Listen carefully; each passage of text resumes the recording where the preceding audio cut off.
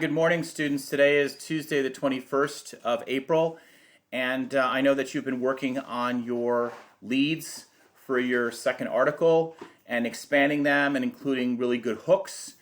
So I want you to make sure that you're looking at the mentor texts that have been in the folder that tell you different ways that you can express those in your leads. One example was from the blind side, which talks about this particular quote: from the snap of the ball to the snap of the first bone is closer to 4 seconds than to 5.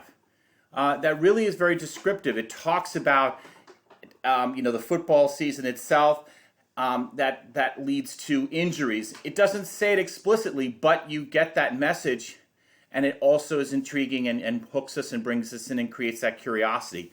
Also in Bomb, the Race to Build, and Steel, the world's most deadliest weapon, there's also an example where this quote comes in.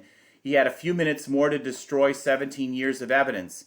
Everywhere he looked were incriminating papers, a place ticket stub, a secret report, a letter from a spy. Again, creates that intrigue. They're more precise, they're riveting, they give us that sense of mystery, and the phrases really pull us in just a few words. So try those in your leads to help expand it. Again, journalists often elaborate to deepen readers' connections, so that's our teaching point today. One way they do this is to craft allusions and analogies which invite the reader with just a few words to make profound associations. Journalists use tonal words to show their attitude. Journalists also put forth mood or a feeling that readers experience, to feel sorry or sympathetic to the cause that you're pushing forward. Journalists also use connections or analogies to things that aren't necessarily connected, and those also can be described below.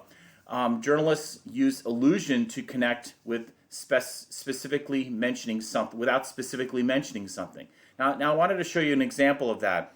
There's a song lyric written by Elton John called "Candle in the Wind."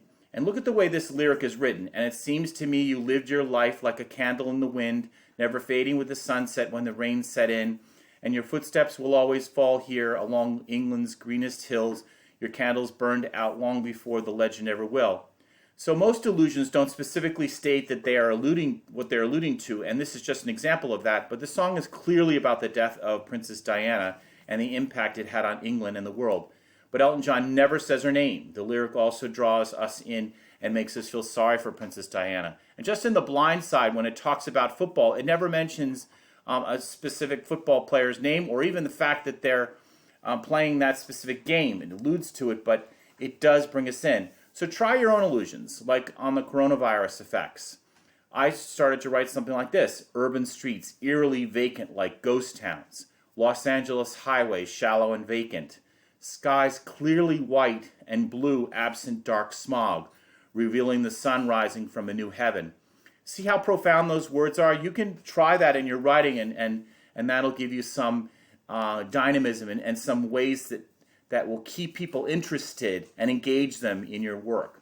So teaching point number 2 is that journalists recognize that their voices cannot be the only represented in their research, and that other perspectives by witnesses, experts, and everyday citizens, and additional data and statistics as additional evidence of the issue their story introduces is really important and includes different voices. So make sure that you're inclusive in your writing. So including perspectives and points of view in your writing allows others to feel connected. So make sure that your writing in your article does include those other perspectives.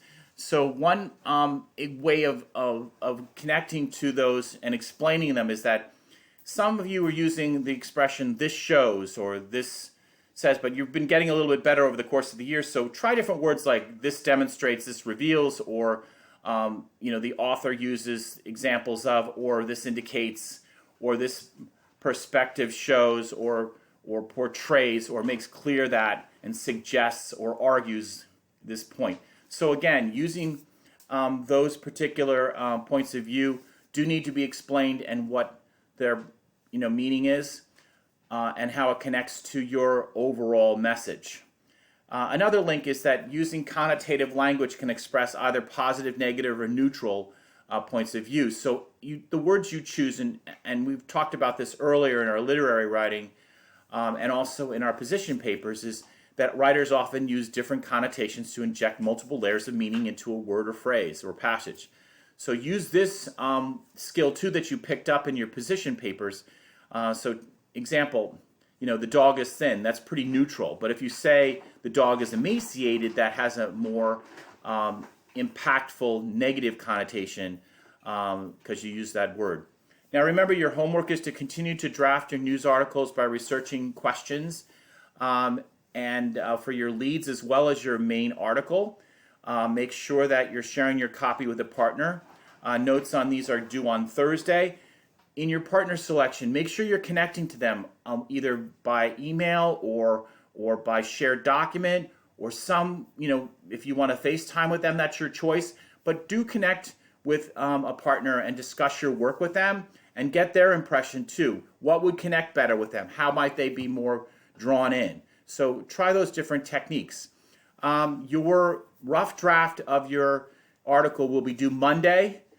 So make sure that you're working on it through the week so that you don't start to get panicked about it on Sunday night.